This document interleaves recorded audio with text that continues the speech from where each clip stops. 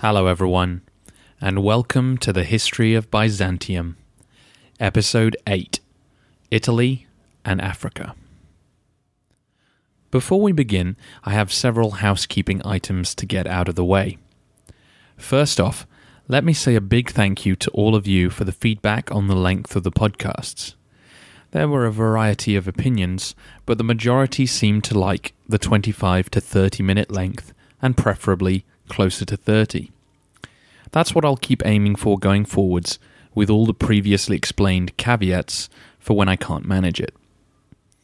Second, when I began the podcast, one of my fears was that every week I would be inundated with messages correcting me on all kinds of factual inaccuracies. Mike always dealt with his corrections in a dignified manner, and I hope to do the same. Listener Mark points out that King Clovis of the Franks married Clotilda, and not Clotilde, as I pronounced it. Pronunciation is going to really start tripping me up as the Byzantines get more Greek, so I'm grateful to anyone who can help me out. And if any of you know of a handy website for Greek names and words, that would be very, very helpful. Finally, we need to start using maps. I should have had one ready for you during the last episode, but better late than never. If you look now at the historyofbyzantium.wordpress.com, under the post for this episode, you can click on the handy map of Europe in the year 500. Huge thanks to Thomas Lessman and his website, worldhistorymaps.info. The map actually covers the whole world, so you will need to zoom in on Europe. Once you do, though, it's all worth it, as we have details of all the major neighbours of the Byzantines, so this map will stay relevant for the next couple of podcasts as we move east.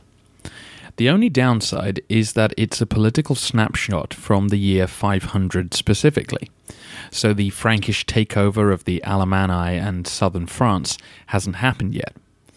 I'll point out any other changes as we move up to 518, but in general, this is a really helpful map. If you're away from your computer while listening to this, I definitely recommend you make a mental note to go check it out the next time you can. I will also be trying to find more specific maps for particular regions as we go forward. However, I feel confident that you all know where France, Spain and Italy are, so let's get going. Last time, we saw the growth of Frankish power in France and the movement of the Visigoths to Spain. We also caught a glimpse of how the ex-Romans were dealing with this transition and the situation of Christianity in the new societies.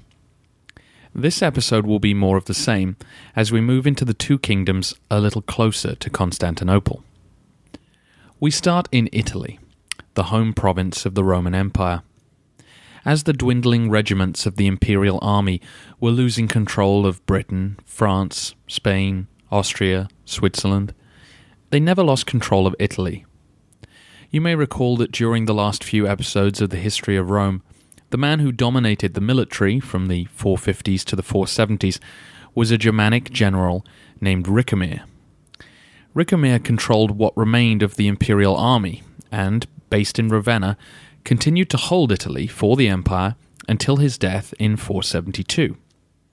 As you know, after that, a series of emperors rose and fell before Odoacer put an end to the charade in 476. What Odoacer was saying in political terms was that he had an army under his control, and he was more than happy to continue defending Italy as long as his men were paid. There was no need for an emperor to rule Italy anymore. That only led to more infighting. Why not let Odoacer rule and be done with it? As you know from episode 2 of the History of Byzantium, Zeno agreed with this logic. He didn't have much of a choice, as the Byzantines couldn't effectively influence events in Italy anymore, but Odoacer was aware that that might not always be the case. So he simply asked for the title of patrician and began to govern Italy nominally on behalf of the emperor. Unlike in Gaul or Spain then, Italy's daily life continued to function very much as if it were part of the empire. The Senate still met, consuls were still appointed, taxes were still collected, and coins were still minted with the emperor's face on them. We'll get more into this situation in a moment, but I should also point out that Odoacer didn't stop at Italy.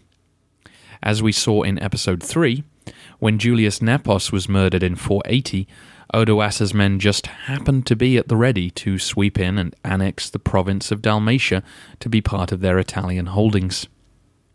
To go with the modern Croatia, there were also parts of modern Austria and Slovenia under Odoacer's control.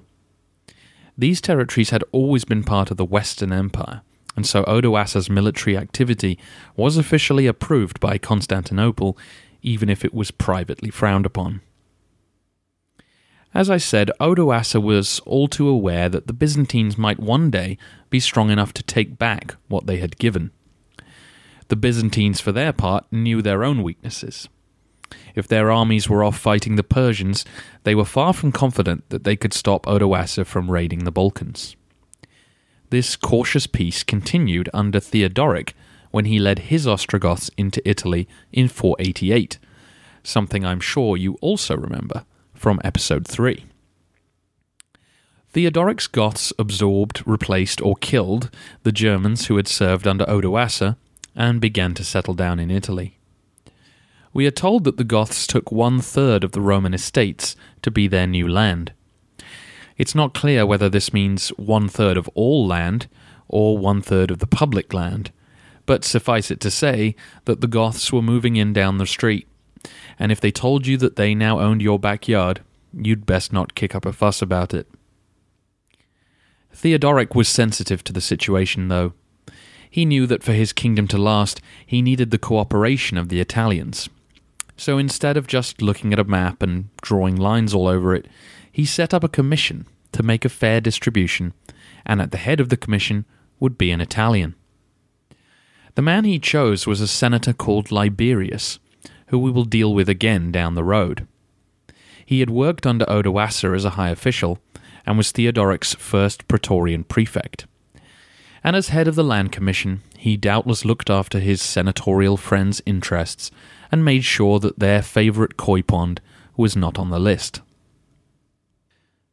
With his army settling into their new homes, Theodoric got down to the business of government. He followed the precedent set by Odoacer and ruled with day-to-day practical independence while maintaining the self-imposed limitations which would keep the Byzantines happy. As mentioned before, coins minted in Italy would have the face of Zeno or Anastasius on one side, and not Theodoric's. Similarly, official documents continued to be dated to the reigns of the emperors. Even more significantly, Theodoric couldn't enact laws.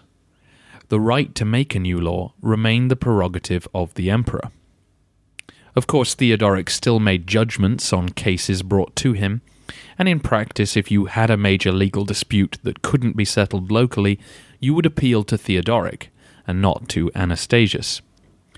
However, Theodoric was keen to not change the spirit of the laws, which the Roman people had been living under for centuries. He worked hard to let his Italian subjects know that he would respect their way of doing things. As I also mentioned, consuls were still elected every year, with Theodoric allowed to choose one and Anastasius the other. The important restriction here was that only a Roman could be a consul. The major civil offices were also Roman-only appointments. The Praetorian Prefect of Italy, the provincial governors, the Master of Offices, and the finance ministries were all staffed by native Italians, taking orders from their Gothic overlords. The Senate still met in Rome and continued to perform the same functions it had for the last couple of centuries.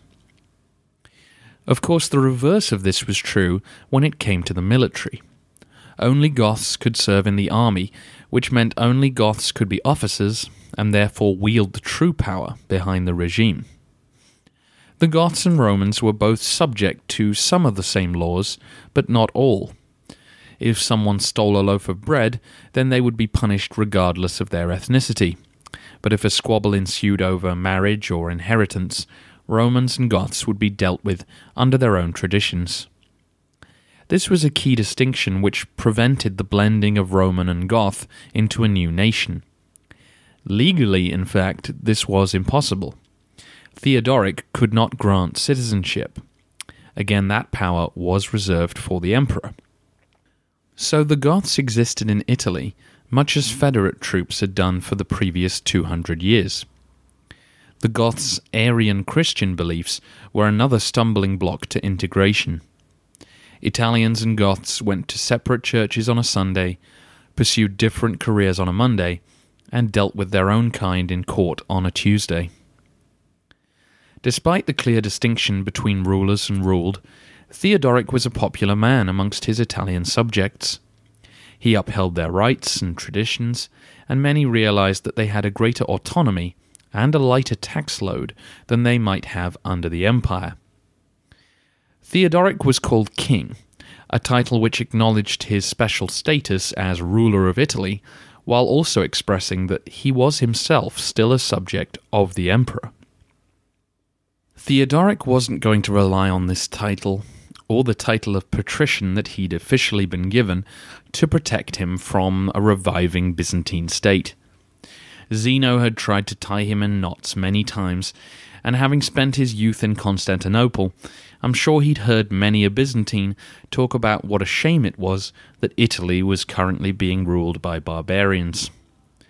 So Theodoric looked around for allies, and attempted to secure good relations with the other Germanic kingdoms. He married off his 2 daughters to the Visigothic and Burgundian kings. He married King Clovis's sister himself, and married his sister to the king of the Vandals. Despite the impressive family tree he had drawn up, though, he could not prevent war between his neighbours, or the need for action on his part. As you know, war came between the Franks and the Visigoths in 507.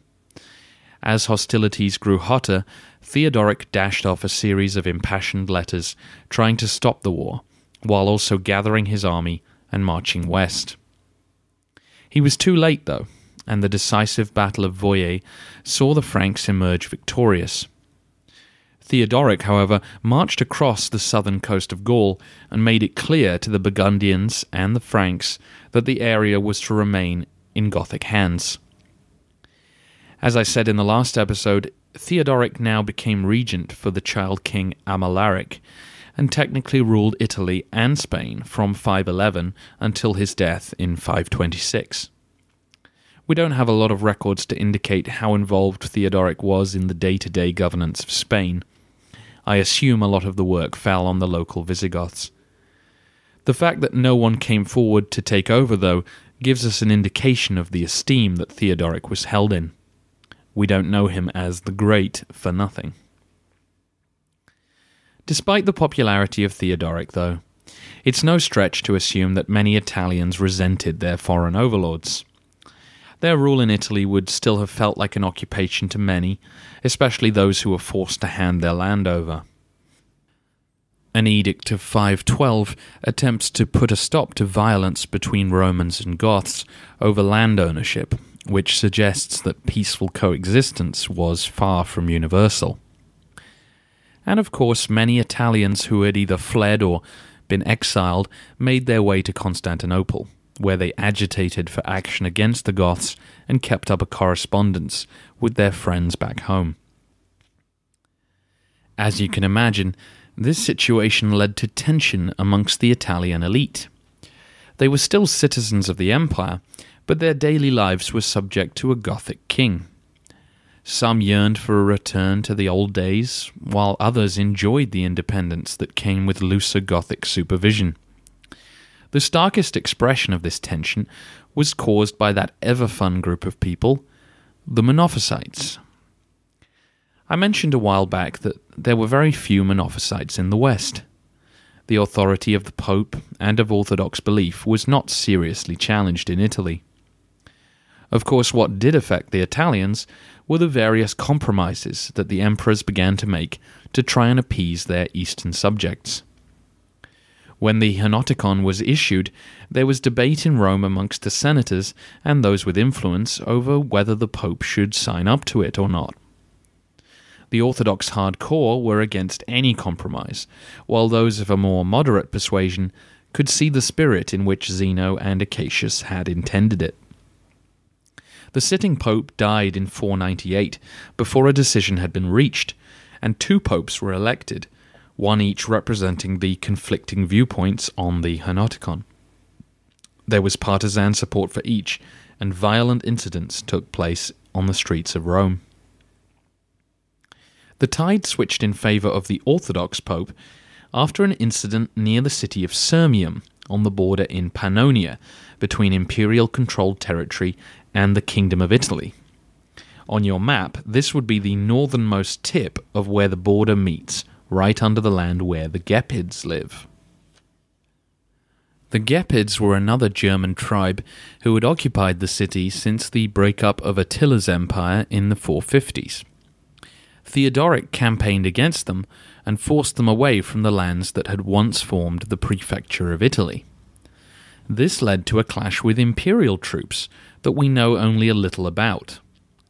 The sources imply that Anastasius would actually have preferred to keep the Gepids in place in Sirmium, presumably as a buffer against any growth in Gothic power. There was a Hunnic warlord named Mundo loose in the empire at this time, and it's not clear why, but around 504 or 505, imperial troops in search of Mundo ended up on the wrong ends of Ostrogothic swords. The defeat was a humiliation for the empire, and it's not clear who was in the wrong. In response, the Byzantine navy was let loose, and they ravaged the coast of Calabria and Apulia and assaulted the city of Tarentum. This wasn't exactly revenge on the Goths. Many of those who suffered or lost property were Italians, nominally subjects of a Roman emperor. The incident did no lasting damage to the overall peace, and Anastasius accepted Theodoric's restoration of the Italian prefecture. However, opinion back in Rome swung behind Theodoric. The party supporting the pro-Henoticon pope had been doing so in part because they felt Italian interests should be linked with those of the empire and wanted to show solidarity with imperial policy. Now, though, with Byzantine troops attacking Theodoric's men, who after all had just risked their lives to drive out the Gepids, well, public opinion switched behind Pope Symmachus, who became sole pontiff and refused to ratify the Henoticon. Theodoric oversaw a generally prosperous time in Italy. If you informed an Italian peasant or senator that they were now living in the Dark Ages, they would have been most surprised. Life for them hadn't changed too drastically from a century before, when an emperor lived amongst them. Theodoric made no effort for Goths to be educated as Romans or to learn Latin as their first language. The quote attributed to him is that no child who trembled before the rod of a teacher will ever dare look at a sword, an attitude entirely understandable from the Gothic point of view, in a country where Italians no longer fought in their own army. Although the population of Rome was much shrunken now since the seizure of Carthage by the Vandals, it had not lost its rank as the premier city on the peninsula. Theodoric kept grain coming into the city from Sicily, and entertainments continued under the excitable auspices of the Blues and the Greens. In fact, in the year 500, Theodoric himself visited the Eternal City, assuring the Senate and people of the just and legal government he planned to oversee. He spent 6 months there, paying for needed repairs and impressing the Romans with his approachable administration and his outspoken admiration for the amazing monuments and engineering of the old capital. He even lived in the imperial palace on the Palatine and oversaw games in the Circus Maximus from the imperial box. Ah, remember the good old days? We now turn to Africa, by which of course I mean modern Tunisia and parts of Algeria. The Vandals had crossed to Spain from Africa in 429 under King Genseric. They had proceeded to move slowly east until they captured Carthage and the province surrounding it. They then took control of the imperial fleet, sacked Rome, and took possession of Sardinia, Corsica, the Balearics, and again, as you can see on the map, a toehold in Sicily. They eventually gave that last part of their empire up when Theodoric told them that he thought that would be best. The loss of Africa was one of the major death blows dealt to the Western Roman Empire. Africa was a secure and prosperous place during the crisis years of the 3rd and 4th centuries. African grain kept the city of Rome fed, and African taxes helped pay for the armies needed to defend the Rhine and Danube frontiers. Its capture meant that suddenly the imperial government in Ravenna no longer had the cash to pay for the soldiers to retake their lost provinces. Another key problem in losing Africa was losing control of the sea. For centuries, the Romans had called the Mediterranean our sea. The control over access to the coast allowed for the safe movement of grain, goods, and soldiers to maintain the empire. The importance of Africa to the empire was amply demonstrated by Leo's massively expensive invasion of 468, the failure of which left the Eastern Empire unable to act as the rest of the West fell away. After this failure, Genseric continued the naval attacks on Greece that had provoked Leo in the first place. Zeno was forced to make peace with the Vandals, and the price was to recognize their right to rule the territories that they had seized. Where the Vandals were less successful was closer to home. In order to maintain control in North Africa, the Romans had had to cultivate relations with the various Berber tribes who lived inside and outside of their territory. Many had become semi-Romanized, and others had been converted to Christianity. However, many other tribes were far from wedded to the imperial system, and with the invasion by the Vandals, they saw a chance to throw off the yoke and enjoy some independence. If you take a look at your map, you can see several of these minor kingdoms emerging and the remnant of Roman-controlled Mauritania, which will soon slip out of the control of local Roman provincials. The Vandals were to lose several battles against their nomad neighbours and soon decided that defending what they had taken, rather than expanding it, was the best policy. A number of things mark the Vandals out as different from the Goths or the Franks as a ruling people. Their relationship with the Empire, for example, was quite different. The Goths and Franks had long histories of fighting with the Romans, against the Romans, making treaties with them, and living amongst them. The Goths in particular, both Ostro and Visi, had slowly become a fixture within the societies they now ruled, and so had learned to some extent to tread carefully. The Vandals had had a very different experience. They had never been Roman federate troops. They only knew conflict with the Empire. They had invaded and pillaged through Gaul and Spain before seizing Africa and the major islands of the Mediterranean. Their understanding of how to deal with the Romans was to use force. Once they took control of Africa, they destroyed the walls of all the cities they had taken to prevent the Roman population from revolting. Carthage was the lone exception. The Vandals then quickly gobbled up fine estates for themselves, and here the particular conditions in Africa allowed them to bypass the need for committees like the one Theodoric had to set up. Many of the large African estates were actually owned by Italians, who were, of course, not around to be dispossessed. The Vandals also seized Catholic church wealth and either destroyed or converted many buildings to the Arian rite. And it was in this area of religion where the Vandals stood most distinctly apart from their neighbours.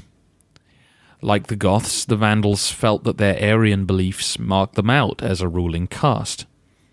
However, unlike the Goths, they saw no need to curry favour with their Catholic subjects. After seizing their churches, Genseric refused to allow a new bishop of Africa to be appointed, though officially he agreed to tolerate the existence of Catholic worship. Under his son and successor Huneric, this began to change.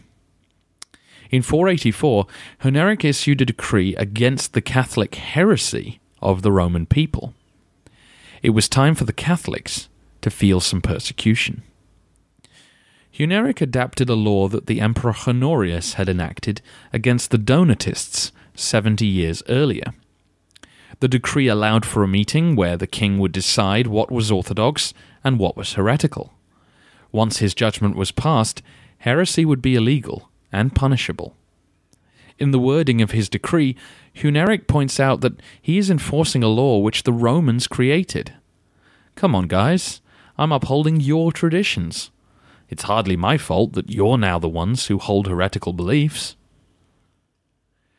There is, of course, no little irony in the Roman insistence on one form of Christianity being used against them. In a strange way, then, the Vandals were being far more Roman than the Goths were. The persecutions were no Spanish Inquisition, though, and Huneric died shortly afterwards, leaving his successor, Gunthermund, to quietly ignore the issue. His successor, Thrasimund, picked it up again, though, deporting Catholic bishops to Sardinia and generally making life hard for the Roman Africans. A steady stream of anti-Vandal Catholics made their way to Constantinople, and under diplomatic pressure from Anastasius, Thrasimund tempered the persecution, leaving the Catholics to worship, very quietly, in peace. This brings us up to date on what's been going on in the former Roman provinces since 476. It's only been 43 years in our story since the Western Empire was dispensed with, and so it's only natural that many in the West might still feel that the empire could make a comeback. This feeling was strongest in Italy and Africa, as we've seen.